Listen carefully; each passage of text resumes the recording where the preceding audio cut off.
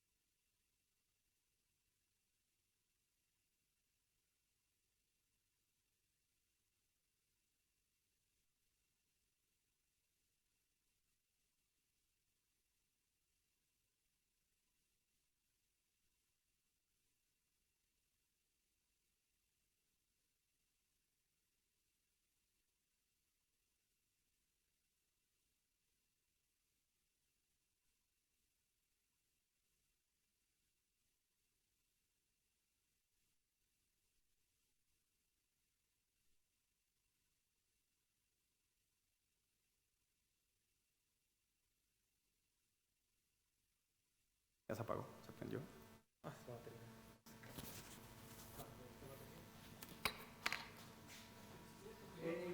Entonces este piso de cuadrados de 1 metro por 1 metro, son cuadrados de 1 metro por 1 metro. Entonces aquí he empezado a ver cómo no.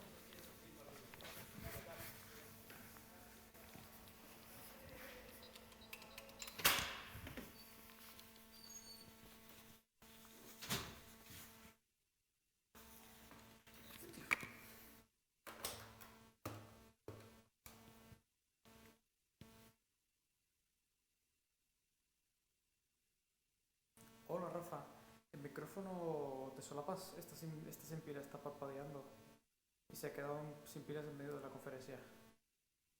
Vale, venga, hasta luego.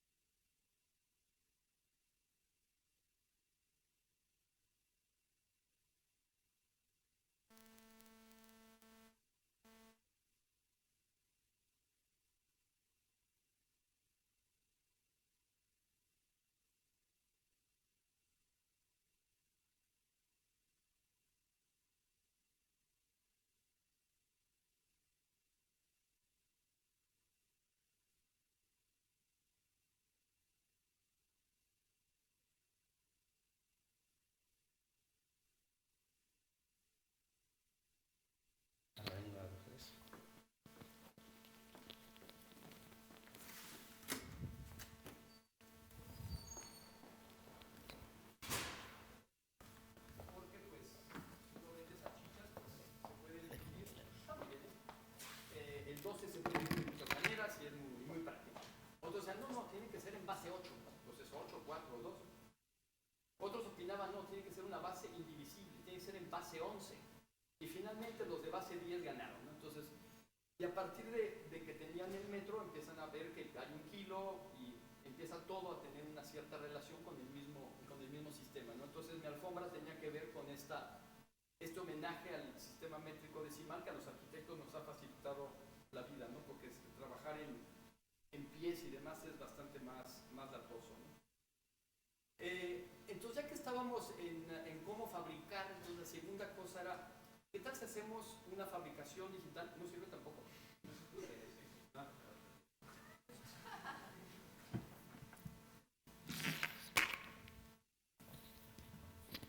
Entonces era hacer una fabricación digital. Entonces dijimos, pues vamos a hacer que todos los muebles los hacemos en computadora, bueno, en computadora, en láser, los cortamos y entonces queda sumamente sencillo y lo pueden fabricar en todas partes.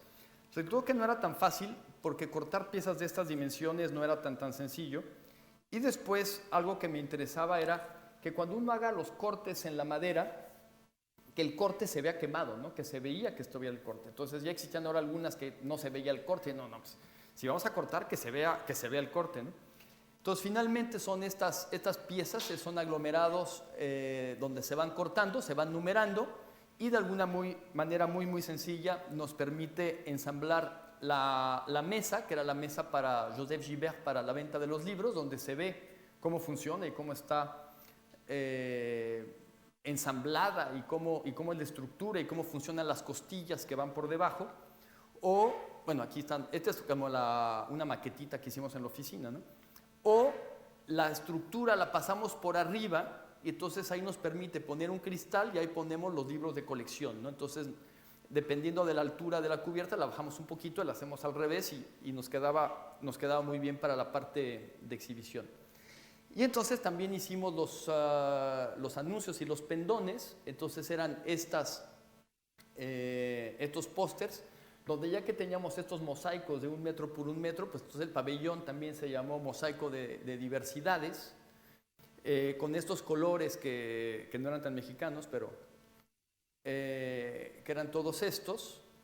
Y después otra decisión importante, que fueron muchos meses también entre el Ministerio de Cultura y también el Ministerio de Asuntos Externos o Relaciones Exteriores, era cómo se iba a llamar el pabellón. Entonces decidimos que íbamos a llamarlo México en español, escrito en castellano, tal cual. Y entonces ahí había la problemática que en Francia, México y es que tenemos los países raros donde la Ciudad de México y el país se llaman igual. Pero en francés, México se llama Mexique y la Ciudad de México es México. Entonces, en algún momento, oigan, es que van a confundir y van a creer que es la ciudad en lugar de que sea el país. Entonces, bueno, tuvimos ahí varios problemas de cómo hacer y finalmente quedó escrito en castellano, ¿no?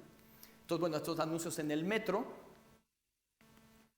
Y después teníamos como 3 o 4 días para montar todo. Entonces teníamos estos espacios gigantes donde el pabellón del país invitado es el único que puede llegar a 12 metros de altura. Después alrededor están las editoriales francesas más grandes de Gallimard, Flammarion y demás, que esos son como de 10 metros, que son los grandotes, que son los que van cada año. Y después los más chiquitos son un poco más chaparros, ¿no? Y todo el mundo haciendo gimnasia para que los vean. Entonces, bueno, aquí nos pusimos a montar, trabajamos día y noche, tenemos todos estos pendones que teníamos que colgar, entonces era como una retícula de batalla naval, donde podíamos tener cada uno de los colores y dónde se iban a colocar. Bueno, aquí las cadenas todas ya estaban cortadas al tamaño y demás. Y después tuvimos el problema de cómo hacer la alfombra, ¿no? Entonces, una de las primeras ideas era, pues vamos a recortar alfombras en tamaños de 1 metro y vamos a coserlas, un cuadrado por un cuadrado. Entonces, resultaba que íbamos a tener una diferencia en las líneas que medían como 30 metros, como de 10 centímetros, iban a ir todas chuecas, y además la gente se iba a tropezar. Entonces, bueno, vamos a pegarlas, entonces también se iban a tropezar, y también teníamos errores de línea. Finalmente encontramos una impresora, igual que la que tienen ustedes en la mesa, pero donde se mete el rollo de la alfombra y se tiñe en este ancho. Entonces ya resultaba que ahora todo era de fabricación digital, ¿no? Entonces la primera cosa que hicimos es colocar toda la alfombra. Después de eso llegaban todas estas cajas y baúles y demás, donde está todo lo que teníamos que colocar aquí muy ordenadito, que eran toda la iluminación. Entonces protegimos la alfombra, le pusimos el plástico, hicimos esta estructura modular que va con unos gatos hidráulicos que se controlaban desde la computadora. Entonces, ya que estaba esta, la electrifican, le ponen todos los cables, la levantan como 60 centímetros, ahí le pueden poner toda la luminaria y a partir de eso la podían empezar a levantar, y aquí tenían también la retícula de cables que iban a soportar todo lo que tenían que colgar, y a partir de aquí ya se pueden colocar todo, como les decía, como batalla naval, ¿no? B3 rojo de número tanto, entonces ahí se iban colocando estos. A partir de que estaban aquí ya todos colocados con toda la parte de iluminación, esto tenía que ir a 12 metros de altura, y a partir de que estuviera esto levantado nos permitía poder empezar a ensamblar los muebles que iban abajo. Bueno, aquí ahí en la obra. Entonces aquí ya levantando esto y aquí ya empezando a tratar de armar. Como ven, hace un frío, están todos de cachucha, guantes. Bueno, aquí era 1:52 de la mañana, ¿no? empezando a armar todos los muebles. Aquí era el remate donde es el tapanco, que era esta superficie inclinada, donde íbamos a poder llenar de libros, y aquí ya empecé a ver los pendones que se ven arriba, ¿no? En el proceso también había gente que tenía que decir, no, el pabellón como que moderno, tiene que ser un pabellón tradicional, vamos a poner a los aztecas, y vamos a poner a Frida Kahlo, y vamos a poner a Diego Rivera. Entonces, ahí por suerte el ministro de Cultura decía, no, es que ya estamos cansados, el país no es Frida y Diego, ¿no? Vamos a mostrar un país más moderno, ¿no? Como somos. Entonces, bueno, aquí se va montando los diferentes muebles. Bueno, aquí son las 5 de la mañana. Todo era sin barnizar, entonces era aglomerados MDF nada más cortados y sin barnizar. Aquí están ensamblando las mesas. Aquí ya va empezando esto a medio organizarse, ya a medio agarrar. Después, cuando estaban colocando los muebles, lo que fue bastante interesante es que tenían planos con medidas de cuánto hay entre una mesa y otra. A ver, ¿saben que cada cuadro mide 1 metro? Pónganlo, céntrenlo con los cuadritos, ¿no? Entonces resultó que hasta tener cuadritos en el piso era comodísimo, ¿no? Entonces pues lo pones al centro o lo pones alineado en la línea y no tenías que estar midiendo de una a otra, ¿no? Bueno, aquí estaban ahí, no sé, barnizando el piso o alguna cosa de las últimas. Aquí ya también media hora antes de la inauguración o bueno, o algunas horas llegan o algunas